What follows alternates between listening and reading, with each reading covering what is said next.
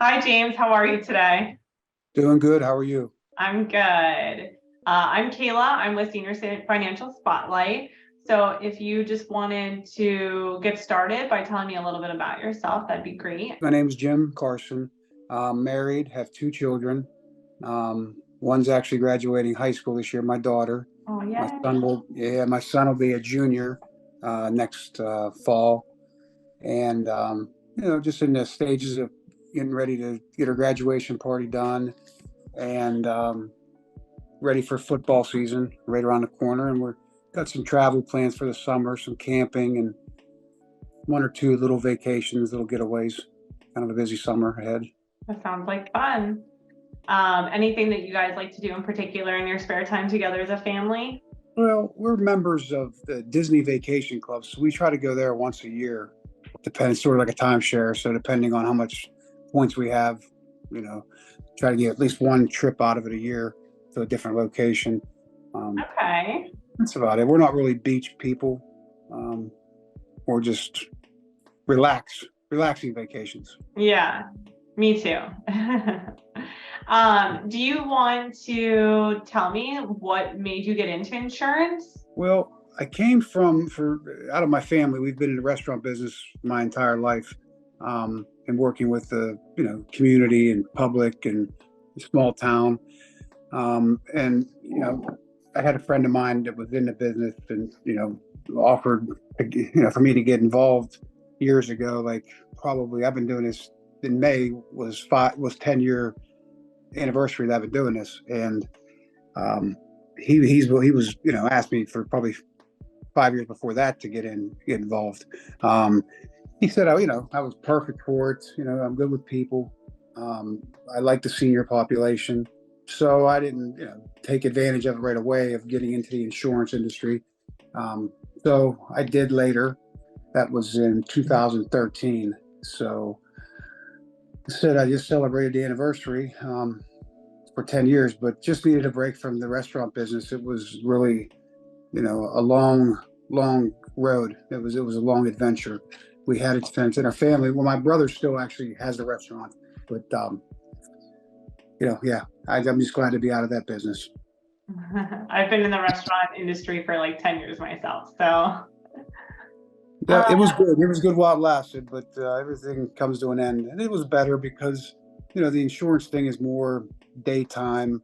The restaurant's 7 days a week, all evenings, weekends. No time at all for family. It's very yeah, rough. yeah, it can be tough, definitely. Um, how did you get into the senior financial market? A friend of mine from childhood got me involved in it, and just made connections, and started working. Still to this day, one of the main things we do now that I've developed an agency is I train my new agents at the food pantries, senior living, housing authorities. We do flea markets, we work in grocery stores. So we go around that avenue because a lot of people don't know where to go. So you got to sort of bring it to them and their attention of what's out there and what's available to them because they really don't know. It's very confusing. Yeah, there's so much information for them out there that it can be overwhelming. Yes, indeed. What do you think is the biggest challenge that your clients face regarding their financial situation?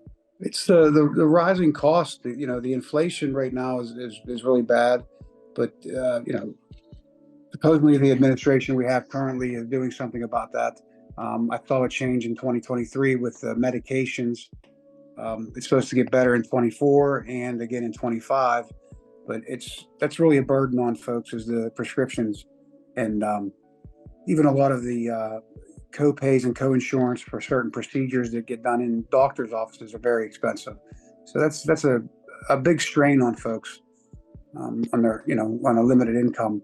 So What? I think that is the biggest problem is the financial impact. Yeah, I agree. What do you think are the biggest concerns that you have helped like your clients resolve with that? The drugs, I personally myself and train my agents to do take a couple of the layers of the onion off and find out exactly, besides just putting them in an insurance plan, find out what their problems are.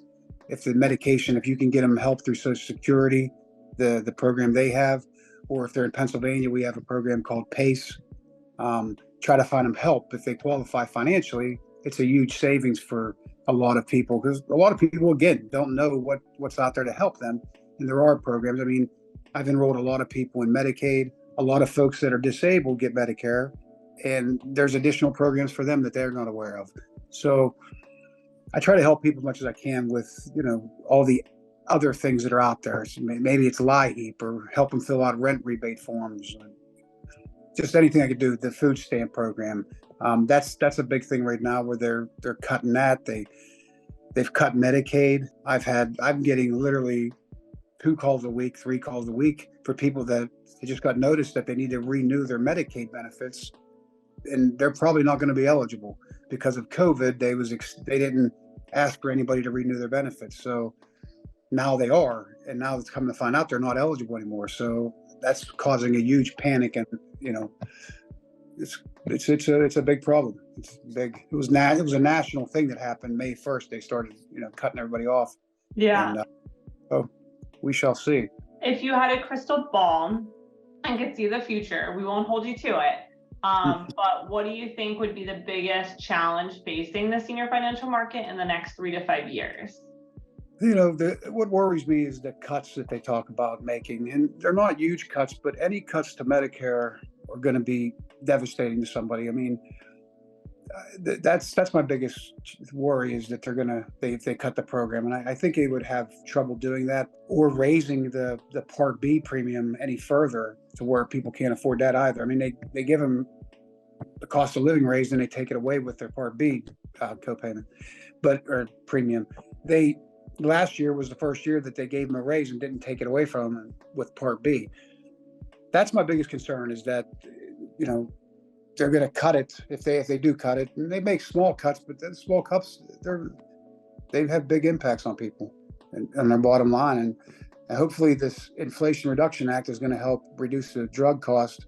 But that's the biggest challenge I see we have facing us, is that, and the Medicaid, and it's just all of it wrapped together is a big concern. Yeah, I absolutely agree. The cuts and everything are just really scary right now. Mm-hmm. Before we go, what do you think is the biggest thing that sets you aside as an agent from other agents? Simply because, well, a couple things. Medicare, there's 2 options, and a lot of people don't offer both. There's the traditional Medicare route with a Medicare supplement, and then there's Medicare Advantage. A lot of agents don't offer Medicare supplements, and that's not being fair and giving people the choice and their options, and being clear and as to what route they should go, and advise them the best. That, and the fact that we go above and beyond. We help them with all the other programs and the forms and the renewals of Medicaid, and maybe their prescription assistant program in their state. Because I have agents in other states that they have different programs. So there's other needs. There's lots of things. I think that sets us aside, as we go above and beyond. We don't just sell them insurance and that's it. I mean, we try to reach out to them twice a year just to check in once at the beginning of the year to make sure they got their new cards, and if they have any questions about their new insurance. And then towards open enrollment or the annual election period, we try to reach out to them, see if they need anything, or let them know what's coming up for the next year. So just the follow up in the whole process, just try to do as best you can for people. Yeah. Follow up and follow through is so important. So sure. It's great that you have that. Yes. Okay. Well, thank you so much for your time and letting me ask a few questions about your journey and, your family and what you like to do in your free time. Thank you. All right. I'll talk to you later. All righty. Bye-bye. Take care. Bye.